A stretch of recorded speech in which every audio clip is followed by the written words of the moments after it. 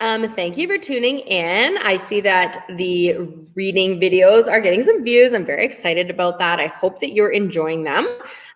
We are going to be reading the third section of Roald Dahl's Boy today. There are two other videos. If you haven't read or if you haven't listened to those yet, go ahead. I am actually very excited to read to you today because I am excited to carry on in the book. I love reading Roald Dahl books, and I think they're so funny and clever. And as you can see, I'm at school today. I did a couple cooking videos, but this is the one that I'm looking forward to the most. So I hope you get to relax and sit back and just enjoy being read to. We are just finishing up. Yesterday, what happened was... just a reminder that Mrs. Pratchett from the candy shop picked them out of the lineup around the school. And the next chapter is called Mrs. Pratchett's Revenge. Our form master came into the classroom with a piece of paper in his hand. "The following are a report to headmaster's study at once," he said. "Thwaites, Dahl," and then he read out the other three names, which I have forgotten. The five of us stood up and left the room. We didn't speak as we made our way down the long corridor into the headmaster's private quarters, where the dreaded study was situated. Thwaites knocked on the door. "Enter!" We sidled in. The room smelled of leather and tobacco. Mr. Coombs was standing in the middle of it, dominating everything, a giant of a man if there ever was one, and in his hands he held a long yellow cane which curved around like the top of a walking stick. "I don't want any lies," he said. "I know very well you did it and you were all in it together. Line up over there against the bookcase." We lined up, Thwaites in front and I, for some reason, at the very back. I was last in line. "You," Mr. Coombs said, pointing the cane at Thwaites. "Come over here." Thwaites went forward very slowly. "Bend over," Mr. Coombs said. Thwaites bent over, our eyes riveted on him. We were hypnotized by it all. We knew, of course, that boys got the cane now and again, but we never heard of anyone being made to watch.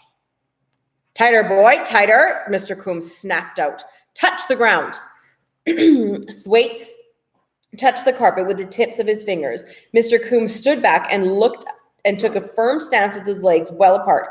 I thought how small Thwaites' bottom looked and how very tight it was. Mr. Coombs had his eyes focused squarely upon it.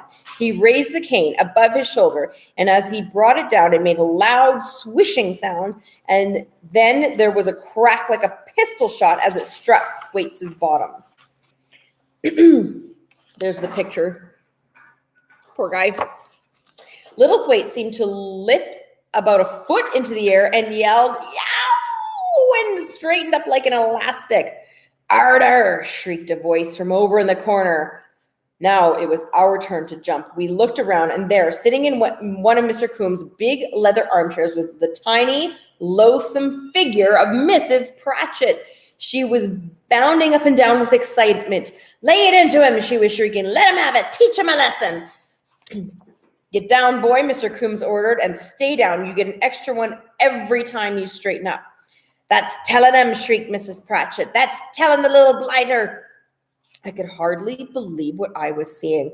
It was like some awful pantomime. The violence was bad enough, and being made to watch it was even worse. But with Mrs. Pratchett in the audience, the whole thing became a nightmare. Swish, crack, went the cane. "Ow!" yelled Thwaites. "Arter!" shrieked Mrs. Pratchett. "Stitch him up, make it sting. Tickle him good on proper. Warm his backside for him. Go on, warm it up, Headmaster." Thwaites received 4 strokes, and by gum, they were 4 real whoppers. "Next," snapped Mr. Coombs. Thwaites was hopping past us on his toes, clutching his bum in both of his hands, yelling, "Ow, ouch, ouch, ouch, ow, ow." With tremendous reluctance, the next boy sidled forward to his fate. I stood there wishing I hadn't been last in line. The watching and waiting were probably even greater torture than the event itself. Mr. Coombs' performance the second time was the same as the first. So was Mrs. Pratchett's. She kept up her screeching all the way through, exhorting Mr. Coombs to greater and still greater efforts. And the awful thing was that he seemed to be responding to her cries. He was like an athlete who was spurred on by shouts of the crowd and in stands. Whether this was true or not, I was sure of one thing. He was not weakening. My own turn came at last. My mind was swimming and my eyes had gone all blurry as I went forward to bend over. I can remember wishing my mother would suddenly come bursting in the room shouting, "Stop! How dare you do that to my son?" But she didn't. All I heard was Mrs. Pratchett's dreadful high-pitched voice behind me screeching, "This one's the cheekiest of the bloomin' lot. Make sure you let him have it good and strong, Headmaster." Mr. Coombs did just that. As the first stroke landed and the pistol crack sounded, I was thrown forward so violently that if my fingers hadn't been touching the carpet, I think I would have fallen flat on my face. As it was, I was able to catch myself on the palms of my hands and keep my balance. At first, I heard only the crack and felt absolutely nothing at all. But a fraction of a second later, the burning sting that flooded across my buttocks was so terrific that all I could do was gasp. I have a great gushing gasp that emptied my lungs. I gave a great gushing gasp every time, or every breath of air that was in them. It felt, I promise you, as though someone had laid a red hot poker against my flesh and was pressing down on it hard.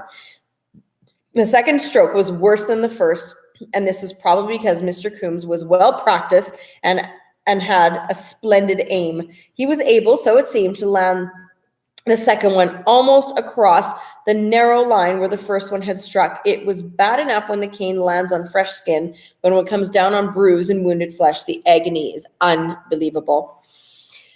The third one seemed even worse than the second. Whether or not the wily Mr. Coombs had chalked the cane beforehand and thus made an aiming mark on my gray flannel shorts after the first stroke, I do not know. I am inclined to doubt it because he must have known that this was a practice much frowned upon by headmasters in general in those days. It was not only regarded as unsporting, but it was also an admission that you were not an expert at the job. By the time the fourth stroke was delivered, my entire backside seemed to be going up in flames. Far away in the distance, I heard Mr. Coombs' voice saying, "Now get out." As I limped across the study, clutching my buttocks with both hands, a cackling sound came from the armchair over in the corner, and I heard the vinegary voice of Mrs. Pratchett saying, "I'm very much obliged to you, Headmaster, very much obliged. I don't think we's going to see more stinking mice in my gobstoppers from now on." When I returned to the classroom, my eyes were wet with tears, and everybody stared at me. My bottom hurt, and when I sat down at my desk. That evening after supper, my three sisters had their baths before me. Then it was my turn, but as I was about to step into the bathtub, I heard a horrified gasp from my mother behind me. "What's this?" she gasped. "What's happened to you?" She was staring at my bottom. I myself had not inspected it up till then, but when I twisted my head back and looked at one of my bum cheeks, I saw scarlet stripes and deep blue bruising in between. "Who did this?" my mother cried. "Tell me at once." In the end, I had to tell her the whole story, while my three sisters, aged 6, 9, and 4, stood around in their nighties listening goggle-eyed. My mother heard me out in silence. She asked no questions, just let me talk, and when I was finished, she said to our nurse, "You go get them into bed, Nanny. I'm going out." If I had the slightest idea of what she was going to do next, I would have tried to stop her, but I hadn't. She went straight downstairs and put on her hat. Then she marched out of the house, down the drive, and onto the road. I saw her through my bedroom window as she went out of the gates and turned left. I remember calling out to her to come back, but she took no notice of me. She was walking very quickly with her head held high and her body erect, and by the look of things, I figured that Mr. Coombs was in for a hard time. About an hour later, my mother returned and came upstairs to kiss us all goodnight. "I wish you hadn't done that," I said to her. "It makes me look silly." "They don't beat small children like that where I come from," she said. "I won't allow it." "What did Mr. Coombs say to you, Mama?" "He told me that I was a foreigner and I didn't understand how British schools were run," she said. Did he get ratty with you?" "Very ratty," she said. "He told me that if I didn't like his methods, I could take you away." "What did you say?" "I said I would. As soon as the school year is all finished, I shall find you an English school this time." She said, "Your father was right. English schools are the best in the world." Does that mean it'll be a boarding school, I asked. It'll have to be, she said. I'm not quite ready to move the whole family to England yet. So I stayed at Land of Cathedral School until the end of summer term. Next chapter. Going to Norway. The summer holidays, those magic words, the mere mention of them used to send shivers of joy rippling over my skin. All my summer holidays, from when I was 4 years old to when I was 17, from 1920 to 1932, were totally idyllic. This, I'm certain, was because we always went to the same idyllic place, and that place was Norway. Except for my ancient half-sister and the not quite so ancient half-brother, the rest of us were all pure Norwegian by blood. We all spoke Norwegian, and all our relations lived over there. So in a way, going to Norway every summer was like going home. Even the journey was an event. Do not forget that there were no commercial airplanes in those times. So it took us 4 whole days to complete the trip out and another 4 days to get home again. We were always an enormous party. There were my 3 sisters and my ancient half-sister, that's 4, and my half-brother and me, that's 6, and my mother, that's 7, and Nanny, that's 8. And in addition to these, there were never less than 2 others who were some sort of anonymous ancient friends of the ancient half-sister, that's 10 altogether. Looking back on it now, I don't know how my mother did it. There were all those train bookings and boat bookings and hotel bookings to be made in advance by letter. She had to make sure that we had enough shorts and shirts and sweaters and gym shoes and bathing costumes. You couldn't even buy a shoelace on the island we were going to. And the packing must have been a nightmare. 6 huge trunks were carefully packed, as well as countless suitcases. And when the great departure arrived, the 10 of us, together with our mountains of luggage, would set out on the first and easiest step of the journey, the train to London. When we arrived in London, we tumbled into 3 taxis and went clattering across the great city to King's Cross, where we got on the next train to Newcastle, nearly 300 miles to the north. The trip to Newcastle took about 5 hours, and when we arrived there, we needed 3 more taxis to take us from the station to the docks where our boat would be waiting. The next stop after that would be Oslo, the capital of Norway. When I was young, the capital of Norway was not called Oslo, it was called Christiania. But somewhere along the lines, the Norwegians decided to do away with that pretty name and call it Oslo instead. As children, we always knew it as Christiania, but if I call it that here, we shall only get confused, so I better stick to Oslo all the way through. The sea journey from Newcastle to Oslo took 2 days and a night, and if it were rough, as it often was, all of us got seasick, except our dauntless mother. We used to lie in deck chairs on the promenade deck within easy reach of the rails, embalmed in rugs, our faces slate gray and our stomachs churning, refusing the hot soup and chips because the kindly steward kept offering us. And as for poor Nanny, she began to feel sick the moment she set foot on deck. I hate these things, she used to say. I'm sure we'll never get there. Which lifeboat do we want when it starts to sink? Then she would retire to her cabin, where she stayed groaning and trembling until the ship was firmly tied up on the quayside in Oslo harbor the next day. We always stopped off for one night in Oslo so that we could have a grand annual family reunion with Bestemamma and Bestepapa, our mother's parents, and with her 2 maiden sisters, our aunts, who lived in the same house. When we got off the boat, we all went to the cavalcade of taxis straight to the Grand Hotel, where we would sleep one night to drop off our luggage. Then, keeping the same taxis, we would drove on to the grandparents' house, where an emotional welcome awaited us. All of us were embraced and kissed many times, and tears flowed down wrinkled old cheeks, and suddenly that quite gloomy house came alive with many children's voices. Ever since I saw her, Bestemamma was terrifically ancient. She had a white-haired, wrinkly-faced old bird who seemed always to be sitting in her rocking chair, rocking away and smiling benignly at this vast influx of grandchildren who barged in from miles away to take over her house for a few hours every year. Bestepapa was the quiet one. He was a small, dignified scholar with a white goatee beard, and as far as I could gather, he was an astrologer, a meteorologist, and a speaker of ancient Greek.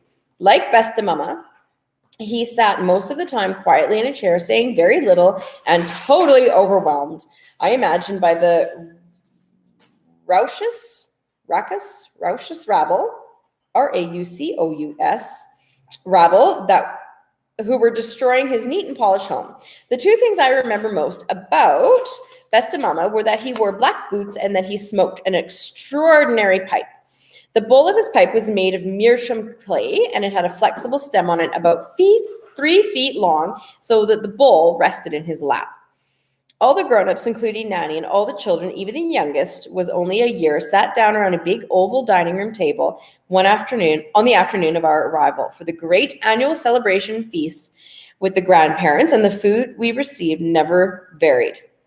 This was a Norwegian household, and for the Norwegians, the best food in the world is fish.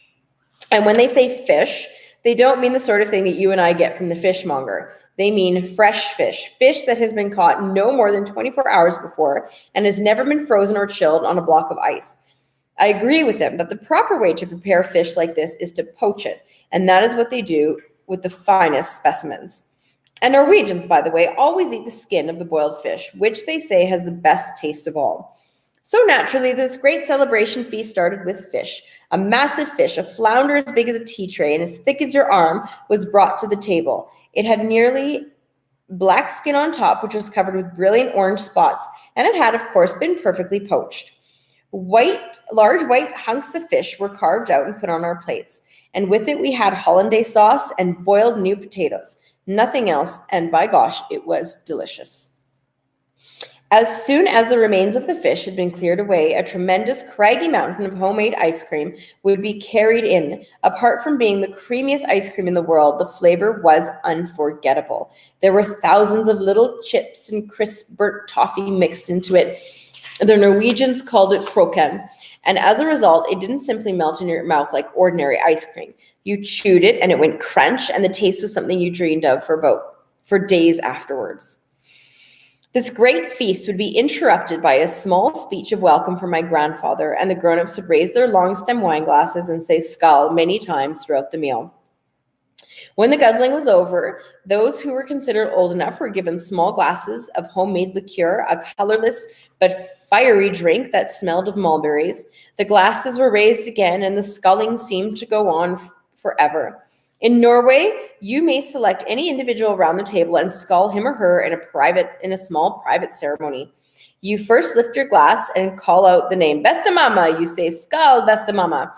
She will lift her own glass and hold it up high. At the same time, your own eyes meet hers, and you must keep looking deep into her eyes as you sip your drink. After you both have done this, you raise your glass high up again in a sort of silent final salute, and only then does each person look away and set down his glass. It is a serious and solemn ceremony, and as a rule on formal occasions, everyone skåls everyone around the table once. If there are, for example, 10 people present, and you are one of them, you will skål your 9 companions, each individually, and you yourself will also receive 9 separate skåls at different times during the meal, 18 in all.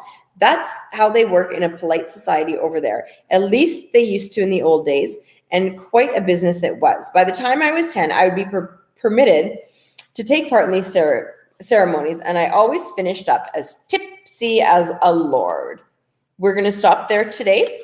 Thank you so much for reading along with me. Do you remember what the capital of Norway is called? What's it called today? And what was it called? What did Roald Dahl remember it being called when he was growing up? And what modes of transportation did they use to get from London to Norway? Can you think of those things? I think there were 3 that I can think of.